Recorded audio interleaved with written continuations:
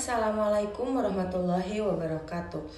Perkenalkan, saya Winda Widiasari. Di sini saya akan sedikit menjelaskan tentang implementasi 8 keterampilan mengajar di dalam kelas, dalam pembelajaran di kelas, keterampilan mengelola kelas, dan disiplin di kelas. Yang dimaksud dengan pengelolaan kelas adalah keterampilan guru menciptakan dan memelihara kondisi belajar yang optimal apabila terjadi gangguan dalam proses belajar mengajar.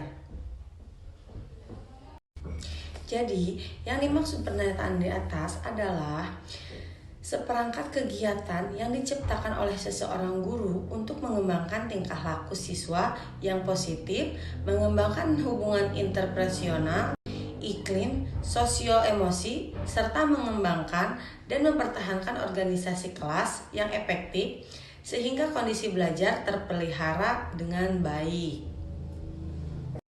Jadi, tujuan pembelajaran keterampilan mengelola kelas ini adalah untuk membuat siswa yang ada di dalam kelas dapat belajar dengan optimal dan mengatur sasaran pembelajaran, serta mengendalikan suasana belajar yang menyenangkan untuk mencapai tujuan belajar.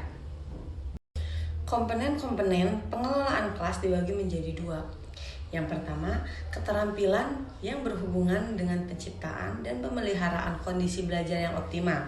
Keterampilan ini berkaitan dengan kemampuan guru dalam kemampuan mengambil inisiatif dan mengendalikan kegiatan pembelajaran sehingga berjalan secara optimal, efisiensi, dan efektif. Keterampilan tersebut meliputi yang pertama, menunjukkan sikap tanggap, yang kedua, memberikan perhatian, ketiga, memusatkan perhatian kelompok, yang keempat, memberikan pertunjukan yang jelas, yang kelima, mengatur siswa yang bertingkah laku mengganggu di kelas dengan bijaksana, dan yang keenam, memberi penguatan kepada siswa. Contoh dari yang pertama, menunjukkan sikap tanggap.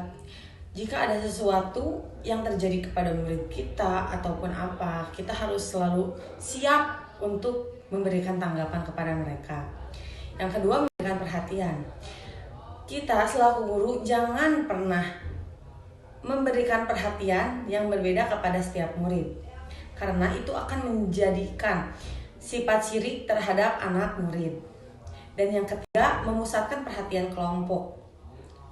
Kita sebagai guru yang mengajar di dalam kelas, jika terjadinya pembelajaran berkelompok, kita harus mengecek satu-satu kelompoknya, mendatangi setiap kelompok agar si kelompok tersebut tidak merasa sirik jika kita melakukan perhatian kelompok kepada yang satu, sedangkan yang satunya tidak.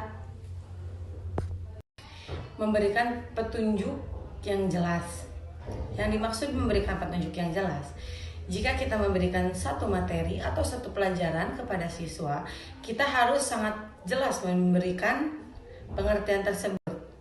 Dengan kita memberikan contoh atau gambar, atau kita mempraktekannya langsung, sehingga anak murid bisa langsung mengerti dan paham apa yang kita bicarakan.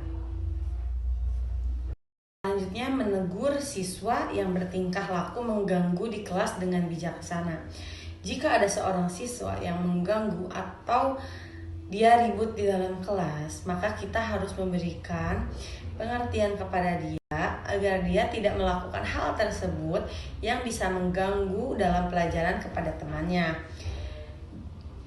Kita juga memberitahunya tidak di depan teman-temannya. Kita bisa memanggil anak tersebut ke depan atau kita mendekati dia dan memberikan pengertian dengan baik-baik, dengan bijaksana agar anak tersebut tidak merasa tersinggung dan tidak merasa sakit hati. Selanjutnya yang kedua, keterampilan yang berhubungan dengan pengendalian kondisi belajar yang optimal. Keterampilan ini berkaitan dengan respon guru terhadap gangguan siswa yang berkelanjutan. Selanjutnya, prinsip penggunaan keterampilan mengelola kelas. Ada beberapa prinsip penggunaan keterampilan mengelola kelas, yaitu yang pertama, memodifikasi tingkah laku. Guru hendaknya menganalisis tingkah laku siswa yang mengalami masalah dan memodifikasi tingkah laku tersebut, mengaplikasikannya dengan pemberian penguatan secara sistematis. Yang kedua, guru dapat menggunakan pendekatan pemecahan masalah kelompok dengan cara memperlancar tugas-tugas, memelihara semangat siswa, dan menangani konflik yang timbul. Selanjutnya adalah peran guru dalam pengelola kelas. Ada beberapa peran guru dalam pengelola kelas, yaitu 1.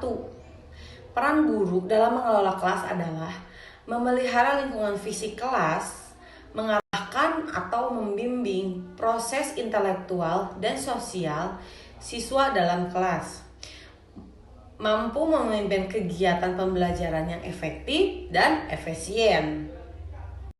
Yang selanjutnya adalah dalam mengelola kelas, sering ditemui kendala-kendala yang dapat menghambat terjadinya proses pembelajaran yang efisiensi dan efektif.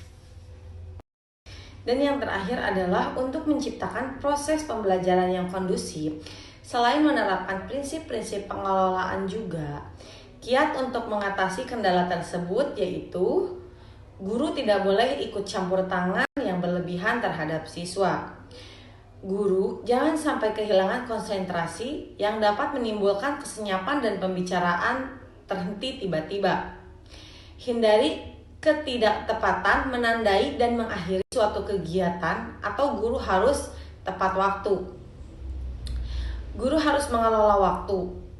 Baru hal ini dapat menimbulkan penyimpangan yang berkaitan dengan disiplin dari siswa.